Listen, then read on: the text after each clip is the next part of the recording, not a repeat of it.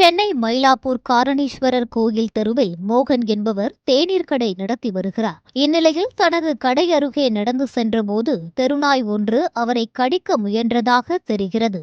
இதனால் ஆத்திரமடைந்த மோகன் உருட்டக்கட்டையால் அந்த நாயை அடித்து கொன்றார்.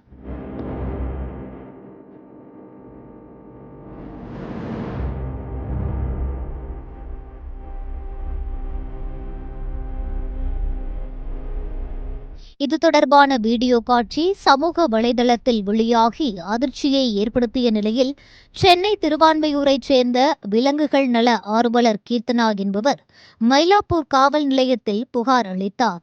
அதன் பேரில் வீடியோ காட்சிகளை கைப்பற்றிய போலீசார் விசாரணை மேற்கொண்டனர்.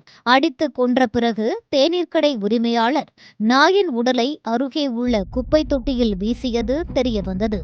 இதையடுத்து நாயின் உடலை கைப்பற்றி அரசு கால்நடை மருத்துவமனைக்கு போலீசார் அனுப்பி வைத்தனர்.